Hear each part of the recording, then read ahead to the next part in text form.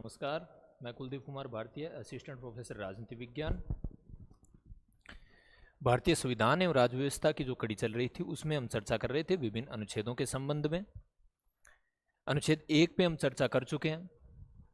राज्यों का संघ क्रम से क्या आशय था, भारत के राज्य क्षेत्र में क्या क्या शामिल रहेगा, इन सब पे चर्चा कर चुके हैं। अब जो राज्यों के संघ की अवधारणा है जिसमें यूनियन शब्द काम में लिया गया है वो आगे पूरे संविधान में अभिव्यक्त होता है। किस माध्यम से? विभिन्न अनुच्छेदों के माध्यम से, अनुच्छेद 2 से 4 में, इसके साथ ही संविधान का भाग 11, जिससे स्पष्ट होता है कि भारत के अंदर यूनियन की अवधारणा को अपनाया गया। इसी पे हम आगे चर्चा करते हैं आज। अनुच्छेद 2 क्या कहता है? नए राज्यों का प्रवेश या स्थापना।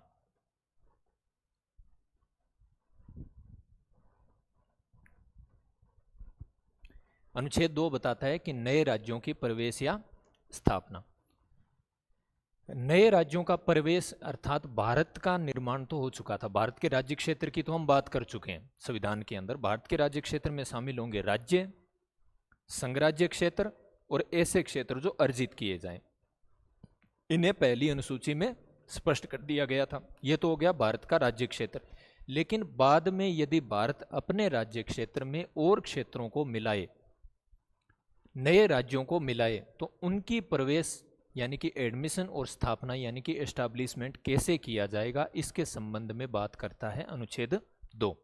सबसे पहली बात, ऐसा जो कार्य है नए राज्यों का प्रवेश या स्थापना है वो किया जाएगा संसद की विधि द्वारा, अर्थात संसद के कानून द्वारा। संसद कानून बनाकर किसी भी नए राज्य को भारत के राज्य क्षेत्र में प्रवेश दे सकती है, उसकी स्थापना कर सकती है। 2 शब्द काम में लिए गए। पहला है प्रवेश, एडमिशन, अर्थात राज्य जो पहले से अस्तित्व में है।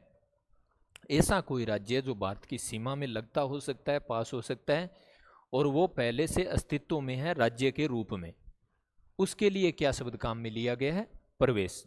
उसे भारत के अंदर, भारत के राज्य क्षेत्र के अंदर, भारत की टेरिटरी के अंदर संसद कानून बनाकर प्रवेश दे सकती है। दूसरा टर्म्स इसमें यूज किया गया है स्थापना, काम में लिया गया स्थापना, अर्थात ऐसे राज्य जो पहले से अस्तित्व में नहीं है, राज्य के रूप में जो अस्तित्व में नहीं है, उसको स्थापित किया जा सकता है और उसे भारत का अंग बनाया जा सकता है। अर्थात राज्य जो भारतीय संघ का हिस्सा नहीं है।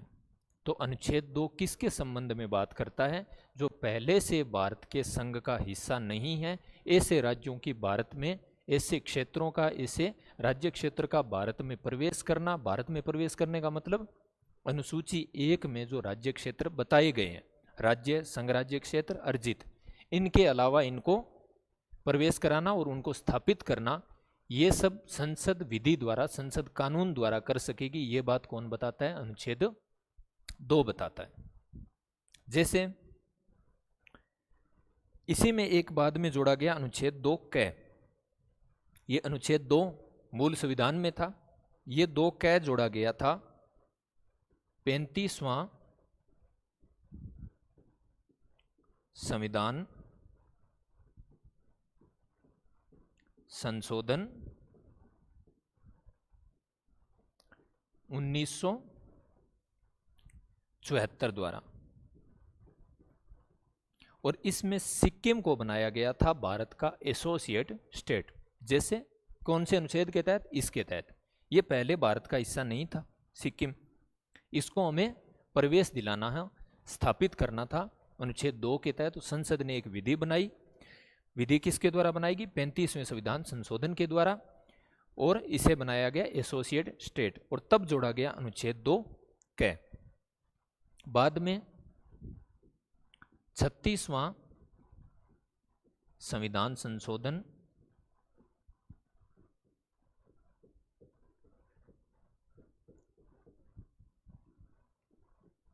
1975 द्वारा सिक्किम को बना दिया गया पूर्ण राज्य। सिक्किम को बना दिया गया पूर्ण राज्य का दर्जा दे दिया गया।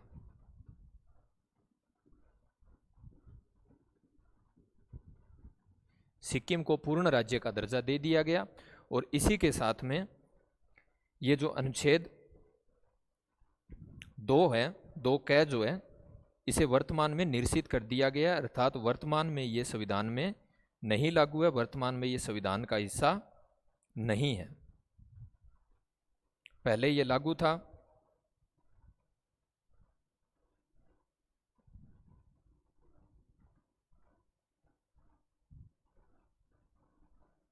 लागू किसके लिए था? सिक्किम के लिए। 35वें संविधान संशोधन द्वारा 2 क जोड़ा गया था। 36वें संविधान संशोधन द्वारा इसे सिक्किम को पूर्ण राज्य का दर्जा दे दिया गया, सिक्किम भारत का अंग बन गया। और 2 क को निरसित कर दिया गया, हटा दिया गया। इस पे बहुत बार विभिन्न परीक्षाओं में क्वेश्चन पूछे जा चुके हैं कि भारत सिक्किम को पूर्ण राज्य का दर्जा कौन से संविधान संशोधन के द्वारा दिया गया था? तो सिक्किम को पूर्ण राज्य का दर्जा 36वें संविधान संशोधन द्वारा दिया गया था। अनुच्छेद 2 क ऐसे ही व्यवस्था, सिक्किम जैसी व्यवस्था के लिए ही जोड़ा गया था। अनुच्छेद 3 क्या कहता है? नए राज्यों का निर्माण और वर्तमान राज्यों के बारे में।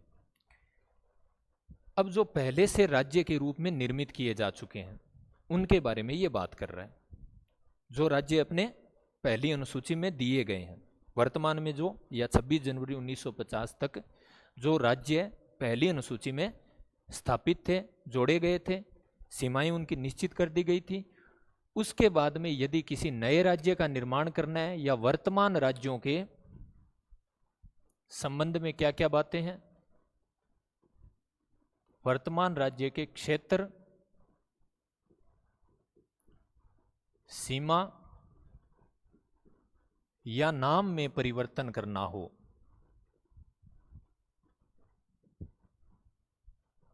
वर्तमान राज्य के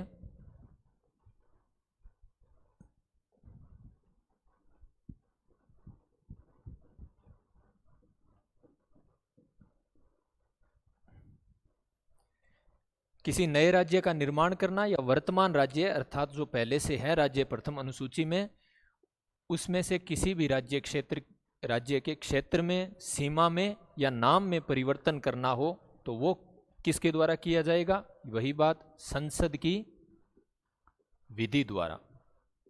अर्थात संसद कानून बनाकर ऐसा कार्य कर सकती है। कौन से अनुच्छेद के तहत? 3 के तहत। किसके बारे में बात की जा रही है? जो पहले से राज्य है भारत की प्रथम अनुसूची में। क्या क्या शामिल है इसके अंदर? किसी भी नए राज्य का निर्माण करना। जो पहले से राज्य है उसमें से किसी भी राज्य क्षेत्र की सीमा में परिवर्तन करके, किसी भी राज्य क्षेत्र में से कुछ क्षेत्र निकाल के, कुछ क्षेत्र दूसरे राज्य क्षेत्र में जोड़ के संसद विधि द्वारा, संसद कानून द्वारा नए राज्य का निर्माण कर सकती है।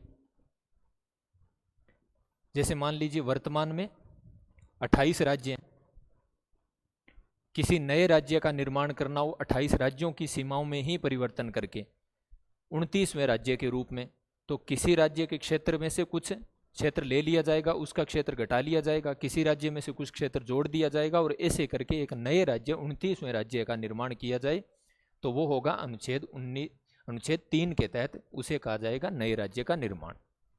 राज्य क्षेत्र अर्थात किसी भी राज्य का जो पहले से क्षेत्र है उसे घटा सकती है संसद या फिर बढ़ा सकती है। अनुच्छेद 3 क्या बताता है? नए राज्य का निर्माण कर सकती है, किसी भी राज्य के क्षेत्र को घटा सकती है, उसका क्षेत्रफल है उसको घटा सकती है और चाहे तो उसे बढ़ा सकती है, उसकी सीमाओं में परिवर्तन कर सकती है अनुच्छेद 3 के तहत, और साथ ही उसके राज्य के नाम में परिवर्तन किया जा सकता है। और ये सब कार्य किसके द्वारा किए जाएंगे? संसद की विधि द्वारा, संसद कानून द्वारा ये कार्य कर सकती है अनुच्छेद 3 के तहत। इसमें कुछ शर्त या परंतुक जोड़े गए हैं, अर्थात संसद ये कार्य कर सकती है, किसी नए राज्य का निर्माण कर सकती है विभिन्न राज्यों में परिवर्तन करते हुए, किसी भी राज्य के क्षेत्र को घटा सकती है, बढ़ा सकती है, राज्य की सीमा में परिवर्तन कर सकती है, राज्य के नाम में परिवर्तन कर सकती है, लेकिन ये शर्तें लागू रहेगी। शर्तें क्या क्या है? पहला, ऐसा विधेयक जो नए राज्य का निर्माण करे, किसी क्षेत्र राज्य के क्षेत्र को घटाए बढ़ाए परिवर्तन करे या नाम में परिवर्तन करे, वो विधेयक राष्ट्रपति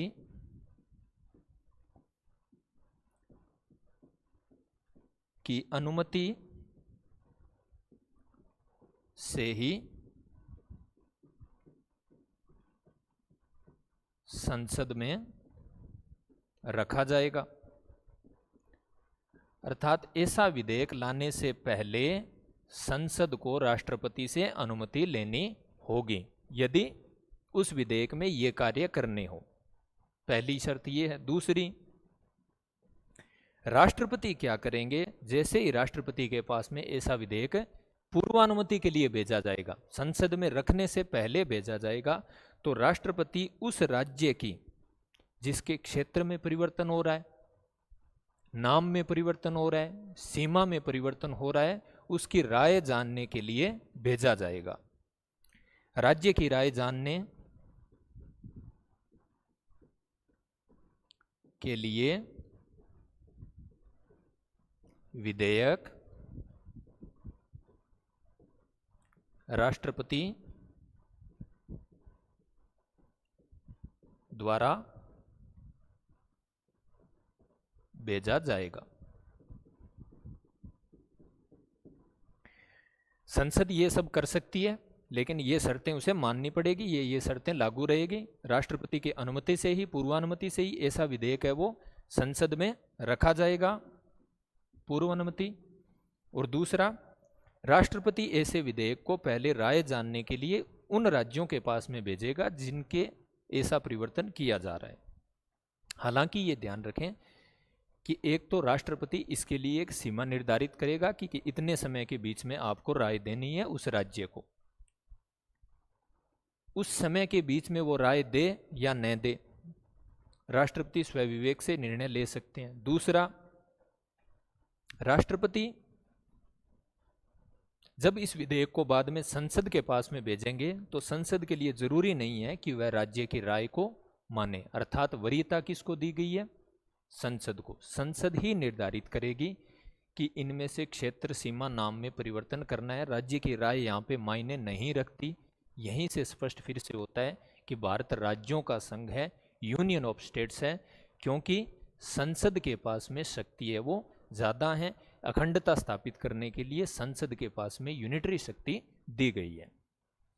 इसमें एक स्पष्टीकरण हो रहा है कि इसमें अनुच्छेद 3 में स्पष्टीकरण जो है वो 18वां संविधान संशोधन 1966 के द्वारा जोड़ा गया। इस स्पष्टीकरण में दो बातें हैं। इस स्पष्टीकरण में दो बातें हैं। इस स्पष्टीकरण में यह कहा गया है कि ये सब कार्य जो है वो संघ राज्य क्षेत्रों में भी कर सकती है। अर्थात जो संघ राज्य क्षेत्र है पहली अनुसूची में दिए गए हैं, वर्तमान में 8 संघ राज्य क्षेत्र हैं, उनमें भी क्षेत्र परिवर्तित कर सकती है, सीमा परिवर्तित कर सकती है, नाम में परिवर्तन कर सकती है। 18वें संविधान संशोधन द्वारा क्या लिखा गया कि यह अनुच्छेद संघ राज्य क्षेत्रों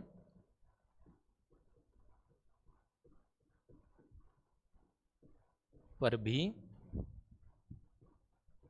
लागू होगा। 18वें संविधान संशोधन द्वारा लिखा गया है कि ये सब बातें संघ राज्य क्षेत्रों पे लागू होगी। लेकिन इसकी दूसरी जो बात है उसमें क्या है, दूसरी बात जो है वो उसमें क्या है कि संघ राज्य क्षेत्रों के लिए ये बात जरूरी नहीं है। यहां पे विधेयक को राष्ट्रपति की राय राज्य की राय जानने के लिए नहीं भेजा जाएगा। यहां पे पूर्णतः जो है निर्णय करने का अधिकार संसद के पास में ही रहेगा। 18वें संविधान संशोधन द्वारा ये लिखा गया कि संसद, यहाँ पे जो राज्य शब्द काम में लिया गया है, राज्य राज्य राज्य, वहां पे संघ राज्य क्षेत्र भी शामिल है। लेकिन संसद ऐसा कार्य यदि करती है, ऐसा विधेयक यदि लेके आती है, तो वहां पे संघ राज्य क्षेत्र की राय जानना जरूरी नहीं है, वहां पे संसद की राय ही मायने रखेगी। अर्थात यूटीज की राय नहीं ली जाएगी। ये हो गया अनुच्छेद 3। जो राज्य हैं भारत के राज्य क्षेत्र का हिस्सा है उनमें से नए राज्य का निर्माण करना और वर्तमान राज्यों के नाम क्षेत्र सीमा में परिवर्तन करना। अनुच्छेद 4 क्या कहता है? पहली तथा चौथी अनुसूची में संशोधन तथा अनुच्छेद 2 और 3 के अधीन बनाई गई विधियां। एक बात, एक क्वेश्चन यहां पे पैदा होता है कि मान लीजिए संसद जो है वो अनुच्छेद 3 के तहत किसी भी राज्य के क्षेत्र को घटा रही है, बढ़ा रही है, उसके नाम में परिवर्तन कर रही है। वो सभी बातें कहाँ लिखी हुई है? पहली अनुसूची में लिखी हुई है, क्योंकि पहली अनुसूची में क्या है? संघ और उसका राज्य क्षेत्र के बारे में सभी राज्यों के नाम है, सभी संघ राज्य क्षेत्रों के नाम है, और जो अर्जित करके बाद में जोड़े गए उन क्षेत्रों के नाम भी वहां पे है। तो यदि किसी भी राज्य के क्षेत्र में परिवर्तन कर रही है तो वो परिवर्तन किस में हो जाएगा? पहली अनुसूची में। पहली अनुसूची में यदि परिवर्तन हो रहा है तो वो क्या हो गया?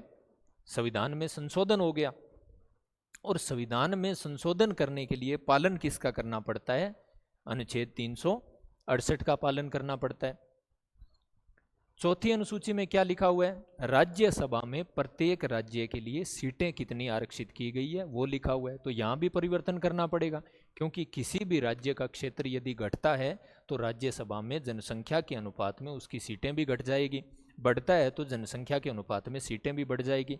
तो पहली और चौथी अनुसूची में परिवर्तन होंगे किसके कारण? 2 और 3 के कारण। 2 के कारण क्यों होंगे? क्योंकि कोई भी ऐसा क्षेत्र जो भारत का हिस्सा नहीं है उसे भारत के अंदर प्रवेश दिया जाए तो पहली अनुसूची में नया हिस्सा जुड़ेगा तो फिर से संशोधन करना पड़ेगा, और उसकी वजह से राज्यसभा में सीटों में भी परिवर्तन होगा तो पहली अनुसूची और चौथी अनुसूची में परिवर्तन करना पड़ेगा। और अनुच्छेद 3 के तहत किसी राज्य के क्षेत्र नाम सीमा में परिवर्तन कर रही है तो भी पहली और चौथी अनुसूची में परिवर्तन करना पड़ेगा। तो ये परिवर्तन करने के लिए संविधान में संशोधन करना पड़ेगा। तो फिर ये संशोधन कैसे किया जाएगा ये स्पष्ट करता है अनुच्छेद 4। अनुच्छेद 4 क्या कहता है? इसका फर्स्ट क्लोज कहता है कि प्रथम एवं चौथी अनुसूची में संशोधन के लिए विधि, अर्थात अनुच्छेद 2 और 3 के लिए किसी भी प्रकार का कार्य या विधेयक संसद लेके आती है तो उसे ये भी अधिकार होगा कि वह प्रथम और चौथी अनुसूची में भी परिवर्तन कर सकती है। उसे परिवर्तन करने के लिए कोई भी कानून बना सकती है। ये किस में शामिल रहेगा? अनुच्छेद 2, 3 में। अनुच्छेद 2 व 3 को लागू करने के लिए ऐसा किया जा सकता है। दूसरा, ऐसी विधियां, कौन सी विधि? जो विधि या जो कानून अनुच्छेद 2 और 3 को लागू करने के लिए बनाया गया है वो अनुच्छेद 368 में संविधान संशोधन नहीं होगी। अनुच्छेद 368 में जो संविधान संशोधन दिया गया है उसके अलावा संसद जो है वो साधारण विधि से, साधारण प्रक्रिया से संविधान में कुछ संशोधन कर सकती है, वो ये है। अर्थात उसे अनुच्छेद 368 की प्रक्रिया का पालन नहीं करना पड़ेगा। जब वो अनुच्छेद 2 या 3 के तहत काम कर रही हो तब वो जो कानून बनाएगी 2 और 3 को लागू करने के लिए, उसी कानून के तहत प्रथम और चौथी अनुसूची में परिवर्तन कर दिया जाएगा। उसे संविधान संशोधन नहीं माना जाएगा। तो प्रथम और चौथी अनुसूची में अनुच्छेद 2 व 3 को लागू करने के लिए, किसी राज्य क्षेत्र का नाम जोड़ने के लिए, घटाने के लिए, इन सब के लिए संविधान संशोधन की आवश्यकता नहीं है। कौन कहता है? अनुच्छेद 4 कहता है। तो वो कैसे हो जाएगा? वो इसके लिए जो भी कानून बनाए जाएंगे उनको लागू करने के लिए उसी के तहत बदलाव कर दिया जाएगा, ये कहता है अनुच्छेद 4। प्रश्न में पूछा जाए कि अनुच्छेद 2 व 3 के तहत किए जाने वाले परिवर्तन संविधान संशोधन नहीं होंगे, ये कहाँ लिखा हुआ है? 4 के क्लोज 2 में। इसके बाद में एक विवाद पैदा हुआ और अभी भी ये क्वेश्चन उठता है कि क्या संसद के पास में इतने अधिकार दिए गए हैं कि वो किसी भी राज्य क्षेत्र में परिवर्तन कर सकती है, घटा सकती है, क्षेत्र बढ़ा सकती है, तो क्या किसी भी क्षेत्र को दूसरे देश को भी सौंप सकती है क्या? ये वाद कब उठा? बेरुबाड़ी वाद में 1960 में सर्वोच्च न्यायालय के सामने ये मामला आया। तत्कालीन राष्ट्रपति द्वारा अनुच्छेद 143 के तहत जो राष्ट्रपति परामर्श मांगते हैं उस परामर्श में ये सर्वोच्च न्यायालय से पूछा गया, ये बेरूबाड़ीवाद प्रस्तावना संविधान का अंग है या नहीं, इसके लिए जाना जाता है मूलतः। बेरूबाड़ी क्या थी? एक जगह थी जो पूर्वी पाकिस्तान था उसके पास में लगती हुई पश्चिम बंगाल की जगह थी, और जो पाकिस्तान के साथ में समझौता हुआ था विभाजन का, उसके तहत इस बेरूबाड़ी जगह को पाकिस्तान को सौंपा जाना था। राष्ट्रपति द्वारा सर्वोच्च न्यायालय से यह परामर्श मांगा गया, क्या संसद की अनुच्छेद 2 व 3 की शक्ति यहाँ तक है क्या कि वो बिना संविधान में संशोधन किए किसी भी राज्य क्षेत्र को दूसरे देश को सौंप सके? तो बेरूबाड़ीवाद में सर्वोच्च न्यायालय द्वारा निर्णय लिया गया कि संविधान संशोधन के बिना कोई राज्य क्षेत्र दूसरे को सौंपा नहीं जा सकता। अर्थात पहली व दूसरी अनुसूची में यदि परिवर्तन राज्यों के अंदर ही किसी क्षेत्र को घटाने, बढ़ाने, नाम परिवर्तित करने या किसी राज्य को जोड़ने से संबंधित हो, तब तो संविधान संशोधन की आवश्यकता नहीं है, तब साधारण विधि से ही इसमें परिवर्तन किया जा सकता है। लेकिन यदि कोई क्षेत्र किसी दूसरे देश को सौंपना हो, भारत का कोई क्षेत्र दूसरे देश को सौंपना हो, तब आपको अनुच्छेद 368 के तहत संविधान संशोधन की प्रक्रिया का पालन करना पड़ेगा। और इसी निर्णय के बाद में 9वां संविधान संशोधन, कौन सा? 9वां संविधान संशोधन जो है वो 1960 में किया गया, और इसी संविधान संशोधन के द्वारा बेरूबाड़ी क्षेत्र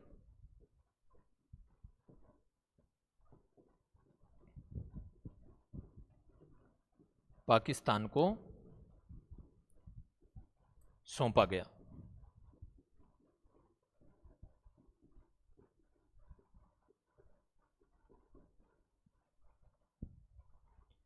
इसी के तहत 100वां संविधान संशोधन किया गया था 2015 में, जो बांग्लादेश के साथ में 1971-74 के आसपास जो समझौता हुआ था, उसकी पालना में कुछ क्षेत्र उसको सौंपे जाने थे बांग्लादेश को।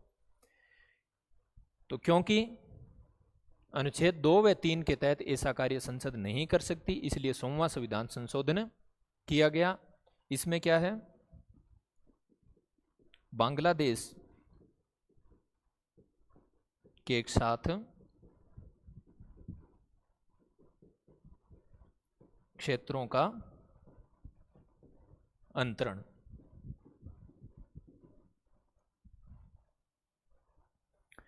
तो यदि अनुच्छेद 2 व 3 के तहत भारत के जो राज्य क्षेत्र है उसके अंदर ही किसी भी प्रकार का परिवर्तन करना हो, तो साधारण विधि से ऐसा किया जा सकता है, संविधान संशोधन की आवश्यकता नहीं है। वो पहली और चौथी अनुसूची में परिवर्तन कर लिए जाएंगे संविधान संशोधन के बिना ही।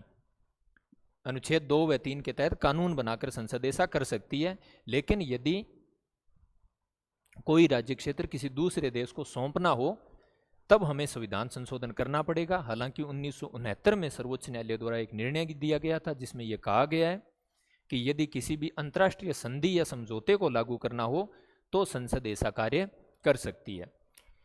यह स्पष्ट हुआ कि भारतीय राज्यों की जो शक्तियां हैं वो कम है, राज्य जो है वो खंडनीय है, और जो केंद्र है, जो संघ है, वो अखंडित है। इसीलिए भारत को कहा जाता है अखंडनीय, खंडनीय राज्यों का अखंडनीय संघ। अर्थात राज्य खंडित किए जा सकते हैं संघ के द्वारा, उनमें परिवर्तन किया जा सकता है, और वो भी बिना राज्यों की अनुमति के। सिर्फ वहां पे लिखा गया था कि राय लिया जाना आवश्यक है, लेकिन उस राय को संसद के लिए मानना आवश्यक नहीं है। यहाँ से फिर से ये बात स्पष्ट होती है कि भारत राज्यों का संघ क्यों है, क्योंकि हमारे द्वारा जो अवधारणा अपनाई गई है उसमें संघ को अधिक शक्तियाँ सौंपी गई है, और उसका उद्देश्य है भारत की अखंडता को कायम रखना।